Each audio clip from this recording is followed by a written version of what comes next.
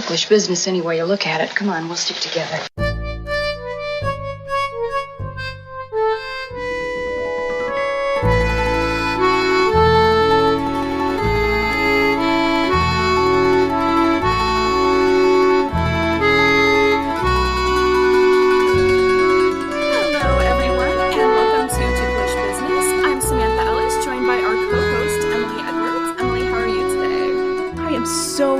Thank you so much for having me back.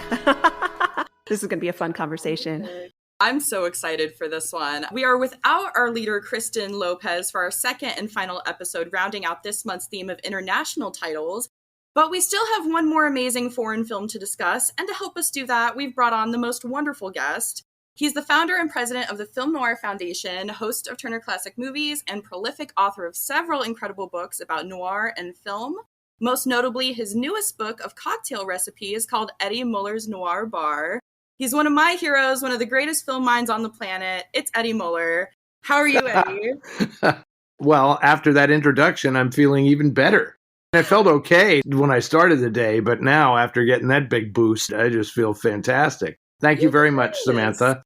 And it's good to see you, Emily, as well. Nice to meet you. Eddie is here with us today to discuss the incredible, iconic 1958 French noir, Elevator to the Gallows. But before we do that, we'd like to briefly remind everyone that if you haven't checked out our Patreon at patreon.com/ticklishbiz, you should. We do additional bonus pods, including double features looking at remakes, and based on a true podcast looking at biopics and true crime. We also give out regular care packages of movies and gifts and let you guest on an episode. That's all at patreon.com/ticklishbiz. And don't forget to order Kristen's book, But Have You Read the Book? 52 Literary Gems That Inspired Our Favorite Movies, wherever you get books. And our new Redbubble store has fabulous art designed by me and Terrence Hill, featuring some of your favorite stars, including our popular Makoko mugs. That's all at redbubble.com/ticklishbiz. Now back to Elevator to the Gallows. I just have to start out by asking you guys, what is your first experience with this movie? Because this is just such a unique film. And I have to throw it out there myself. I'll answer the question first by saying that the first time I ever saw this film was on Noir Alley. I'm glad I could be of service. I have been wanting to see it. I was familiar with Jean Moreau and French film, of course, but this was just that one movie. It just looks amazing, and somehow it even blew those expectations out of the water. What about you guys? Eddie, what was your first introduction to this movie? Well, years ago, I'm afraid to say exactly how many years ago, because you two probably weren't yet on the earth. I worked at a magazine, and there was an ad salesman at this magazine where I worked. His name was Philippe Cuiteau. Needless to say, he was French, and he would drive me absolutely crazy with his insistence that I had to see Ascenseur pour la Chauffeur. And he would only call it Ascenseur pour la Chauffeur. He would only discuss this movie by its French title, and I had no idea what he was talking about, of course. Eventually, it all came together, and thanks to Philippe's insistence, I finally did see the movie at a rep house in San Francisco and had much the same reaction that you had, Samantha. It blew me away because there's so many unusual and unexpected things about the film, the way it's shot and the way it's structured and just the unusual storytelling, which I presume we'll get into. Emily, what was your first exposure to this movie? Watching it for this episode, because fortunately or unfortunately, I'm more of a book person than I am a movie person. So joining Ticklish Business has been a wonderful film education. And I love noir literature. I love noir books. And I was super excited that this was going to be viewing something that's taking place in a time period that I love, which is post-war Europe and post-war America, and dealing with one of my favorite literary genres, but on screen. I'm so in love with this movie. It has so many political things happening and so many gender role things happening and so many deep, dark, scary, wonderful societal things happening. I dug into it wholeheartedly. I'm thrilled with this movie. Wow. Okay. That's fantastic. I'm going to sit back and listen to you guys discuss this film, I think. That's just sensational. For those who don't know what the film is about, You should. You got to see Elevator to the Gallows. This is one of those movies. We've talked about a few out of the way films on the show this year. This is one, I'm telling you guys, if you haven't seen it, you should see it. I'm already making that claim now. If you're not familiar with the plot, it revolves around Florence Coralla, who's played by Jean Moreau, who is convinced her lover, Julien Tavernier, I'm going to pronounce all these French names wrong, I'm trying my best, played by Maurice Ronet, to kill her husband, who also happens to be his boss, so that they can be together. Without giving too much away, Julien commits the murder, but is then stuck in his workplace's elevator, and chaos ensues when Florence believes that he has jilted her, and his abandoned car ends up being used for nefarious purposes, which ends up damning Julien even further. Yeah, that's pretty good. Pretty good recap of the plot, or a setup at least. I don't want to give it all away, but No. The thing that's unfortunate, Samantha, is that several of the things I love best about this movie, you can't speak of if people haven't seen the movie, because the setup for the whole film, I mean, the romantic longing of this movie is so fascinating because you never see the lovers together in the film. It's one of the real fascinating things about the movie is that he's trapped in an elevator, for God's sakes. It's like, who would have thought, right? And some of the most emotional and powerful stuff in the film is just shots of Jean Moreau walking around Paris. They're so gorgeous, and, you know, the score by Miles Davis is probably what this movie is most famous for, which we can talk about how it was composed. That's not spoiling anything. It is a pretty interesting film. I just want to preface our conversation by saying one thing that I always found very intriguing about this. When I saw it the first time, I wasn't anywhere near the quote-unquote expert on films that I supposedly am today. I didn't really get how this movie is placed in the scheme of French cinema historically, because I thought it was a French New Wave film, like with Jean-Luc Godard and Francois Truffaut, but it really isn't. It might be splitting hairs, but Louis Malle, the director of this film, preceded the French New Wave a bit. And there were other filmmakers like Jean-Pierre Melville and Claude Chabrol and Louis Malle who are not really part of that New Wave movement for various interesting reasons. But he was considered more an establishment filmmaker, even though he was very young at the time, but he wasn't part of that cadre of film critics who became cineasts, if you will, and really changed movies in the 1960s. That's why I find it interesting that this film shares so much in common with several other New Wave movies, most notably Godard's Breathless.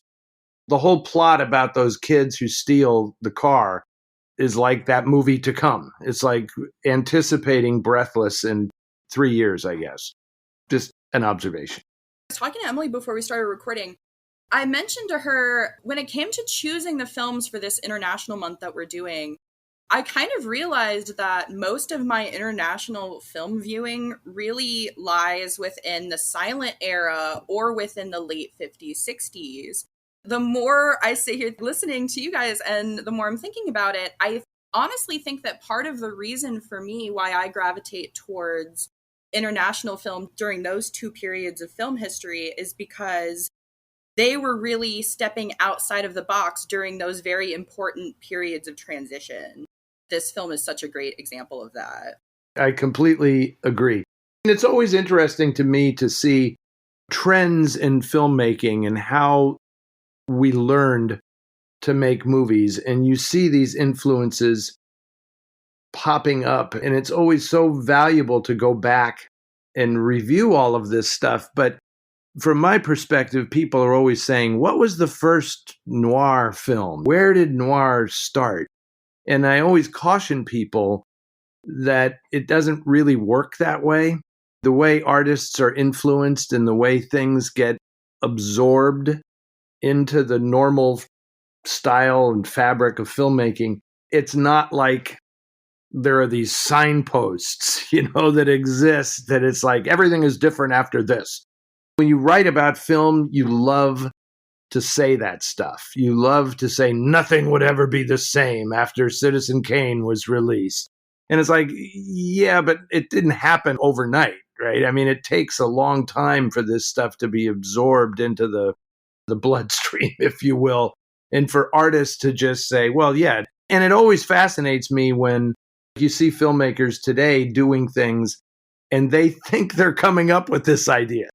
And it's like, have you seen Abel Gance's Napoleon? There isn't a single camera technique that is not in that film made in the late 20s. Everything, moving camera, handheld camera, 360-degree pans, all this. It's all been done. But how influential was it at the time? Not very. It takes a long time for this stuff to seep in. It's definitely very standing on the shoulders of giants, and then that chain continues through film. 60s French New Wave is so inspired by that transitional silent film period where you find a lot of those very inventive camera techniques first being used, which I think is so interesting. And what's also interesting is the fact that Louis Malle, this was his first movie, and he was only 25 years old. Yeah. It's very, very sophisticated. I liked what Emily was saying about how much substance is in this film and how much it is about things that are almost particularly French in some cases, which shouldn't detract for some people. It's interesting. When I show foreign films on TCM, I get an interesting mixed response. There are people who are so grateful for it, and I get long lists sent from some people. Well, now that you've shown this, and whether it's a film like Elevator to the Gallows or Bob Le Flambeur Melville's film, which is kind of the same thing. It's also a noir from the mid-50s that is a precursor to the new wave. It's not part of it. But then there are people who say, knock it off. Stick with the American stuff. That's what film noir is. I so enjoy sharing my, dare I say, my journey with all of this stuff, because there came a point when I thought it was all American. That was who made noir. I mean, it came from Hollywood. And over the years, since I wrote my first book on the subject, I now see that it was a completely international phenomenon. And it was the cross-pollination between cultures was so extraordinary. What the French got from American crime fiction and what the Americans took from the French poetic realism in the late 30s. And you can see it in their importation of certain actors, like when Jean Gabin came to the United States to make movies. It didn't really work out. And then he went back to France and became an even bigger star. I find all this stuff endlessly fascinating, and I think people are really missing an opportunity to broaden their perspective, not just on movies, but on the world, if they just flat out say, I don't watch a movie if it has subtitles. I can't believe at this point we're still going through this, but I've learned over time that everything just cycles around again. I mean, I got used to watching subtitles 50 some odd years ago, right? They don't slow me down at all watching the movie, but there are people who watch TCM who do not want subtitles. I was going to say, it's such an interesting thing that people couldn't fully grasp, just like the way that the world wars changed the way that countries sort of swap culture, and especially post-World War II when telecommunications were advancing at just absolutely astronomical speeds. There's a reason why Black jazz artists from the United States went to France in order to cultivate cafe society and things along those lines. The cross-cultural trading was just absolutely elemental to how we understand music, film, books from the 19-teens onward. I get so many reminiscences in this film specifically of Hitchcock. As a Hitchcock nerd, the irony and the little FU to the murderer, how he always thinks that his plan is going to go perfectly and then it goes wrong in the most hilarious and sarcastic way when he doesn't expect it. I feel like that's so Hitchcock, the way that he gets stuck in the elevator when he goes to retrieve the grappling hook. If he had remembered to do that, he would have committed the perfect crime. Yes. I just feel like that's so slapstick. Hitchcock. It's so funny. Well, yes, the irony and the coincidences and things. I very much agree that there is very much a Hitchcock element to it. And of course, you know that the French were devotees of Hitchcock long before he really caught on in America. They appreciated him as a filmmaker in this country because he made great entertainments. But in France, he was revered as a film artist. You really see his influence. Claude Chabrol, of course, made an entire career out of being the French Alfred Hitchcock. Henri-Georges Clouzot is another one. He and Hitchcock competed to see who would get the rights to the novel Diabolique. Clouzot got it, and Hitchcock didn't make that film. Instead, he took a different book by the same authors and turned it into Vertigo. It's very interesting to see all the, like I say, the cross-pollination. In this movie, you get, just like what you were saying about the black jazz artists finding a more welcoming home in France. That was definitely the story with Miles Davis in this movie, that he was actually on tour in France, and the producer of the film invited him to come in and provide this score. And my understanding, there's a lot of legend about this, but my understanding was that Louis Malle just basically showed him the movie, and Miles Davis went back to his hotel room and sort of noodled around and thought it through, and then came back with a pickup band and just improvised the score while he watched the movie projected. It's astounding. It is one of the great scores ever for a movie. It's just so brilliant how this one guy just felt it. He just felt it as he watched the movie and played it. It's absolutely brilliant. I think Jean Moreau was a huge inspiration as well. She was present through the whole thing. And I think Miles Davis and Jean Moreau had a chemistry, shall we say, that certainly helped in the creation of the score. It adds so much tonally to the movie of just the chaos of this sort of era of jazz. It's a little bit beboppy. It adds so much confusion and tension, the undercurrent to what's happening on screen, that even though I knew going into this that Miles Davis did the score, I had never heard it before. I just couldn't imagine it with a traditional strings or movie symphony soundtrack at all. There's no way. No, it's in such a minor key. The whole thing is in such a minor key that if they had done it with an American style score, it would have been overwrought. They would have felt nothing is really happening in this movie, right? Because in fact, Jean Moreau is alone for most of the film. She's just wandering the street. You never saw this one remade in the States because I don't think conceptually people could get their head around. It's a suspense film in which no one is directly in conflict. With the young couple, yes, there are some confrontations there. But the main plot is just played out. It's the separation between the lovers that is the thing that's so tense. Are they ever going to unite? And then, of course, I'm not going to spoil it, but that is one of the great last shots in the movie is, you guys know. You finally do get them together in the last shot of the movie. But again, it's one of those little twists of irony that make the film so special.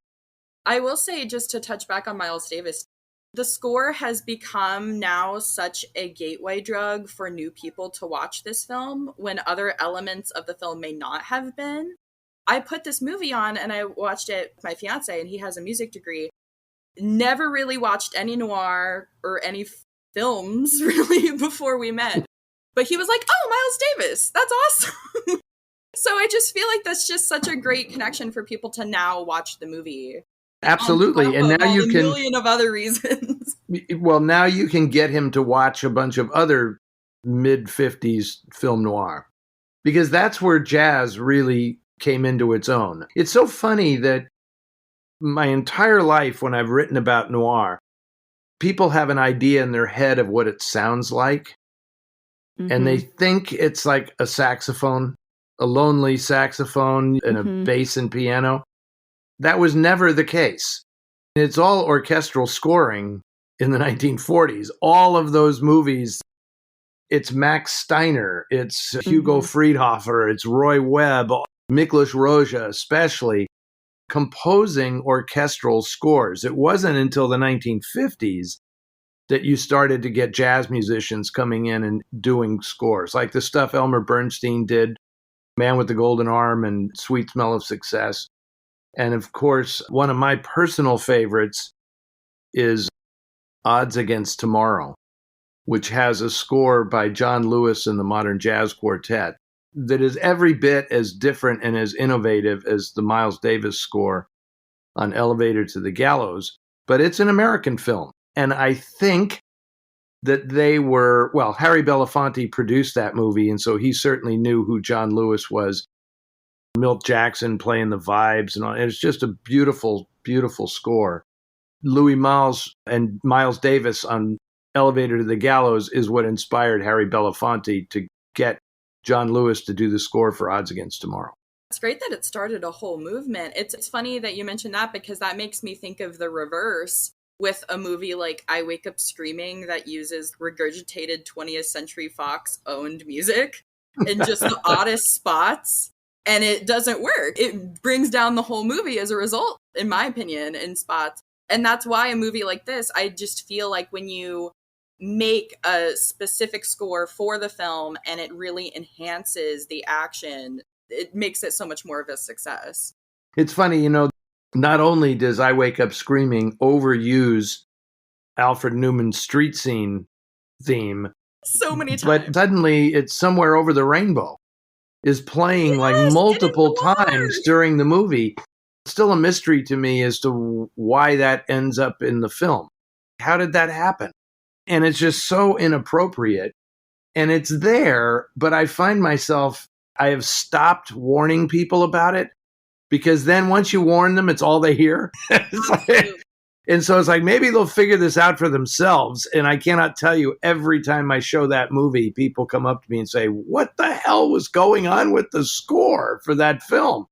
They hear it themselves. They don't need me to lead them to that. It's so funny because the only thing I can think of is that maybe it just wasn't quite as identifiable. Only a few years later, it wasn't the cultural phenomenon that it is now. I imagine maybe back then people might have heard it and been like, oh, it might have been from Wizard of Oz, but they didn't really be like, oh yeah, that's definitely from Wizard of Oz, right, like it is now. But it just goes to show that a good score can make or break a movie. Yeah, absolutely. That is absolutely true. And it's funny that I don't think people were they borrowed much more liberally back then from each other. It's always been a litigious business, but there weren't quite as many lawyers patrolling all of this stuff. A couple of weeks ago on Noir Alley, I showed this movie, Flaxie Martin, a Warner Brothers film. And at the moment, I forget who wrote the music, but I made the comment that he could have been sued for plagiarism because he totally robbed Alfred Newman's street scene score, but changed a note at the very end of the very recognizable bar. And that was it. It's like, no, it's not the same. There's a note that is different. And I almost felt like it was a gag. Like Hollywood was such a small town then that a composer was actually riffing on that theme as an in-joke, since Fox puts it in every single crime movie that they made. And so it's like, watch this. As he's going down the street, we're just going to play this and see if anybody notices. And of course, like sampling now. 65 years later, some dude has a TV show on some network and he's pointing this out. And this, it took 65 years for somebody to notice that. We have to talk about our leads, too. We have to give some time to Jean Moreau and also our lead actor, Maurice Ronet. I had never seen anything of either of them before this. This is just your starter film, I think, for them. From what I was reading, this is the first that we really see Jean Moreau undone. She was usually so pristine on screen in her other French films, and it was to the point where the people producing this movie on the cutting room floor. They saw this. They saw how Louis Malle made her look, and they didn't want to print it. At one point, she was used the way Brigitte Bardot was used in her early films. She was the French sex kitten, and she was the sexy woman hanging around the club that Jean Gabin just took over. Jean-Pierre Melville used her that way a couple of times as well. But I agree, with this film, it was something different. She had a much earthier, I don't know how you would describe it exactly. She was just mature. She was a mature woman in this film. And then, of course, she just exploded internationally. She was pretty much known in France. I want to say it was when Truffaut cast her in Jules and Jim that was where her international fame just skyrocketed. Have you joined Ticklish Biz's Patreon? You should, just like Allie Moore, Amy Hart, Andrew Hoppe, Christine Mier, Danny, David Floyd, Donna Hill, Jacob Haller, Mick F., and Melanie. Listen to episodes 48 hours early, receive exclusive membership items, and even guest on an episode. You also get access to bonus series like Based on a True Podcast, doubled features, and special limited series like Being Elvis and 6 Weeks with the Thin Man. It's all patreon.com/ticklishbiz. Back to the show. And she really is a remarkable actress. I'm trying to think of the name of it now, but I recently watched her in a film. It wasn't a French film. I think it was a British movie much later in her career where she was an older woman. And she was just magnificent. She was so unafraid to be exactly who she was and just show it on camera. And she could still be incredibly sexy without hiding anything about who she was. And as she aged, she aged. She got visibly older and had no fear about being exactly that age on screen. I find that very commendable. There's definitely a realism with French films that we don't find anywhere in Hollywood. Just the fact that you're able to see her walking down the street, rain covering her face, to the point where if Joan Crawford was walking down the street in that shot, yes, she would have been wearing a pound of makeup and it all would have been melting off. Yes, so precisely. It's just such a stark contrast to what Hollywood was doing at the time. And it was just so unique and so beautiful. It just ends up being the most beautiful shot of the film for me, is just her walking down the street. That's all you need. Absolutely. With the tears and the rain. Je t'aime, je t'aime. It's fantastic. Now, have you seen Purple Noon? That's another great Maurice Ronet film where he's with Alain Delon. If you have not seen that film, I highly recommend it. It's the original version of The Talented Mr. Ripley, which was made years later with Matt Damon and Jude Law. Maurice Ronet plays the Jude Law character in the original film. That's just a fantastic, full-blown color film noir. I'm sure, Emily, you must be a Patricia Highsmith fan if you like your noir literature. And I'm a huge Patricia Highsmith fan, and I was actually speaking with Samantha before we started recording about how much this film reminded me of The Talented Mr. Ripley, which came out in book form a couple years before this film came out, because that tension of will they ever be caught is so completely drawn out in this, and that anxiety that builds throughout. Obviously, The Talented Mr. Ripley is he's going about in Italy and living a very full life, whereas these people are much more constrained and enclosed, and the threat is a little bit higher in this of being caught out. If you love the tension of The Talented Mr. Ripley, you will feel it wholeheartedly in this film. Yes, exactly. I think if someone's been listening to this episode, we can spoiling the movie. I just want to get a bit of a back and forth because, as you mentioned, we don't see the two lovers together on screen. And what's even more interesting, beyond the fact that we don't see the lovers together on screen, they're really just the two pillars of the film, and they don't interact directly, which I find so inventive. What do we think of alternate endings? Is this the way we want it? I'm not one for that. I love the ending of this film. It's absolutely fantastic. I'm happy to hear your alternate ideas. It's interesting. When I watch movies, I never want to change the ending of the story so much as I'm curious about what happens to certain characters whose plot lines are unresolved in the film. And I've actually written several short stories and things that stem from, so what happens next? So what happens at the end of this story? It's especially great when there are ambiguous endings. Like, as you may know, my favorite movie of all time is In a Lonely Place, the Humphrey Bogart, Gloria Graham film. It's such a mature ending for a film because nobody dies. They just end up separate. But it's always fascinated me, like, so what happens to those characters next? So I don't write a different ending. I tend to extend it and say, so did Dix ever write another movie? Did he end up doing something stupid and getting killed in a fracas on a street corner somewhere? And what happened to Laurel? Did she move away? What happened? That's the way I think about things, more than I'd rather change. Because you know that movie also had a famously different ending, that he actually does in the original version of In a Lonely Place. He actually kills her. Dix kills Laurel at the end of the film. And they said, no, that's too melodramatic. For once, a Hollywood movie played it French and said, we're just going to let it lie. And they walk away at the end, and that's it. Samantha, I'm curious to know, it sounds like you have an idea for an alternative ending of Elevator to the Gallows. No, I wanted to hear everyone's thoughts on just whether they liked the ending. I do love it. I don't know if I would change anything. If I would say it reminds me of anything, it gives me very strong Remember the Night vibes. If you've seen that, where Barbara Stanwyck, she has been found guilty of the crime. She's going to jail, but it gives you so much hope for the couple anyway.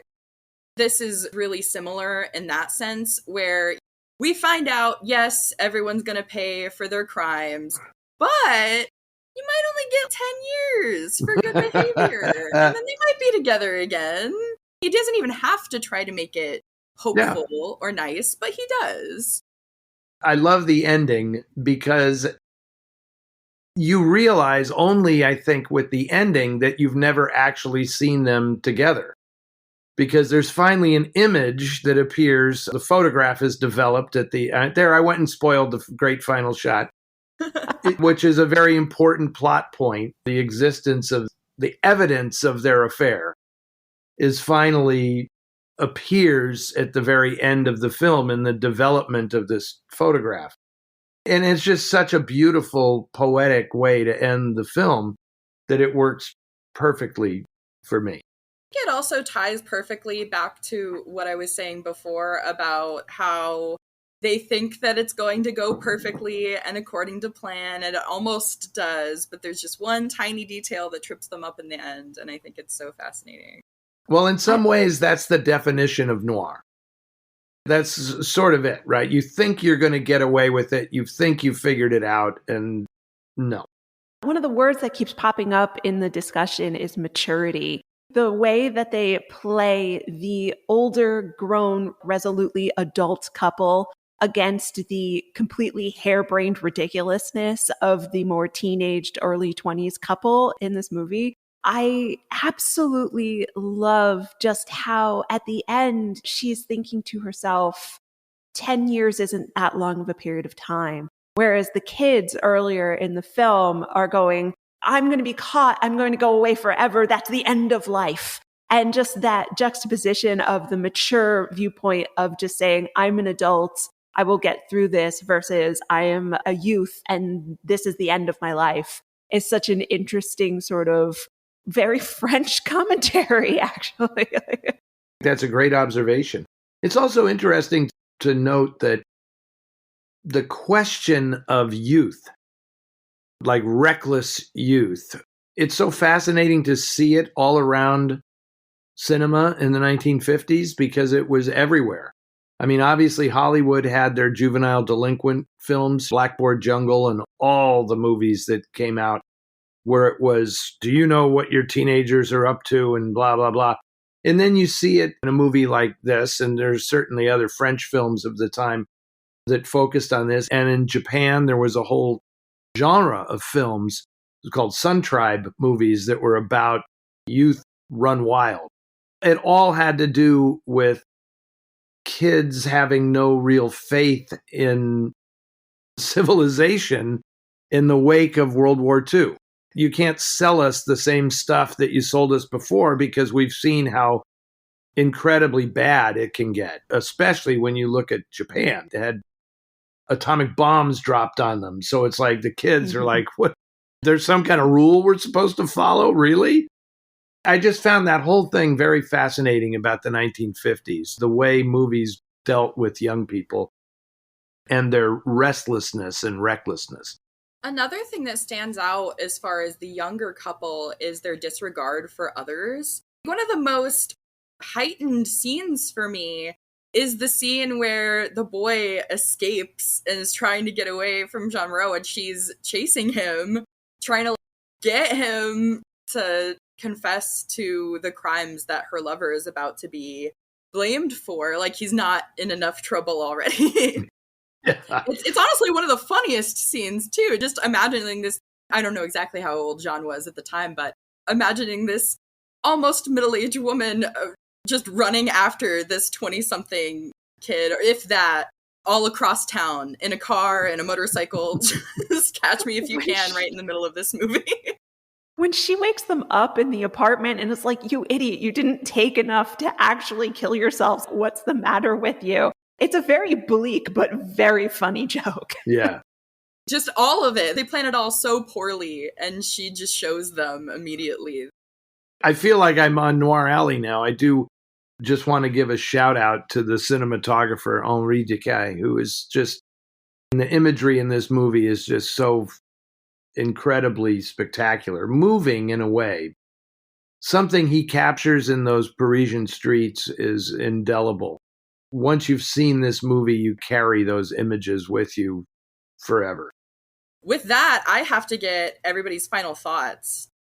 What do you take away from this movie? Do you recommend it? Emily, what do you think? This is my first foray into French film noir, and as someone who just really loves the genre in American cinema, I'm so excited to perhaps pick Eddie's brain for a list of films that I should be watching in order to get better versed in this, because this was so French and so post-World War II and so mysterious and vibey and atmospheric and wonderful that I'm just so excited to experience more. I loved it. Wow. Emily, you made my day. Yay! No, just because I get very enthusiastic speaking with young people who are discovering this stuff for the first time. This is a great film. There are other equally great films out there waiting to be discovered. Some of them are famous. You have all of Jean-Pierre Melville's movies to look forward to. But there's a lot of unknown noir films or lesser known noir films that are just so spectacular, made in the 40s, in the 50s. I mean, all the way back to the 30s. I don't know if you've seen Pepe le Moko with Gabin by Julien Duvivier, which is just an incredible movie. Very early proto-noir, made in 1936 or 7. But all of these movies are just so wonderfully fantastic, and the pleasure of being able to compare them to their U.S. brethren. When I was growing up, there was definitely, the scale was tipped towards the French side. Art house cinema was held to be superior to the Hollywood movies for many of the reasons that we've talked about today. There was more maturity. They didn't have to subscribe to various tropes.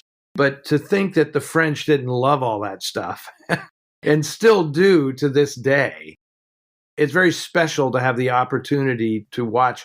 If you haven't seen Rififi, the heist picture by Jules Dassin, that's just extraordinary. It's the greatest heist movie ever made. And it's especially French, but it owes so much to the Asphalt Jungle, which is why the book was written in the first place by Auguste Le Breton. He so loved the Asphalt Jungle that he wrote this novel. And Melville was going to make the movie, but then he said, no, you should actually have Dawson direct this because he was blacklisted in exile from the States. And so he got the chance to direct this movie and act in it as well. And he's just tremendous. Anyway, if you haven't seen that, I highly recommend it. I'll get you a list, Emily. You got a lot of movie watching to do. I was about to say, I couldn't find a pencil. I was so upset. Don't worry. Don't worry. That one is such a great one to point out. It went on to inspire so much too. Tarantino, of course, so famously. Yes, it's a perfect movie. In my estimation, Rififi is a perfect film. I don't know if you guys would agree. I think this one goes up there too. I'm a novice to French noir too. I'm going to be the first one to say it, but I loved it. It was fantastic. I'm so glad that you guys are doing this. Introducing these people. Movies to people on Noir Alley. So when you saw it on Noir Alley, I did that one with Alicia, right? We co-hosted that show. Yeah, because it was part of TCM Imports, I believe. You went straight from Noir Alley to TCM Imports. Yeah, those were the good old days when Alicia and I could be on the set at the same time. They put the kibosh on hosts being in the same place at the same time, unless we're on the Warner Brothers lot celebrating the 100th anniversary of Warner Brothers. Then we all get to be there at the same time. Bummer. But I'm telling you, we would like nothing better than to introduce movies together. It would be so much fun. I don't know if you saw when Ben and I did the neo-noir series a couple of summers ago. That was really fun. Plus, we love to do that because then we aren't working from a script. We're just talking like we're talking right now. Then the editors have to really work hard to make something coherent out of what we're saying. But it's great fun. Casablanca this year at the Fest was pretty incredible. I'm glad you thought so. That was a wonderful... I thank Ben for that because I wasn't actually supposed to do that. And I just happened to be in the house. And Ben said, you need to come out and introduce this with me. It was his show to do, and he just dragged me out on stage, and we just talked. I love that. I want to see you and Jacqueline introduce a movie sometime. I don't know if noir and silent ever cross paths. But well, we have conspired to make that happen because there is a lot of silent. I'm actually on the advisory council of the San Francisco Silent Film Festival. I have an introduction coming up for a silent film called The Organist at St. Vitus Cathedral, which is a Czech film made in 1929 that certainly has its noirish elements. So they always ask me to come and introduce the film that is most like a noir, but was made in the silent era. I've always talked with Jacqueline about how fun it would be to do like a night of silent noir. Or like precursors, things that led to noir. I think that would be such a good idea. We're putting that in the suggestion box. Great. There's a lot of them. There's a lot of silent films. There's a lot of pre-code films. There's a lesser amount once the code was reinforced in 1934. There were less things that I would call noir, proto-noir. You only live once and stuff like that. But I stand accused. People all the time are saying, Eddie showed this and it's not really noir. What's he doing? He's off of rocker if he thinks this is a film noir. Many years ago, long before I got this gig at TCM, I realized if I got to call it noir to get people to watch it, I'm going to call it noir. And then in my introduction, I'll say, well, this is how it doesn't quite qualify, but you're here. You're here watching it. At a certain point, that's what matters. I just want people to see this stuff.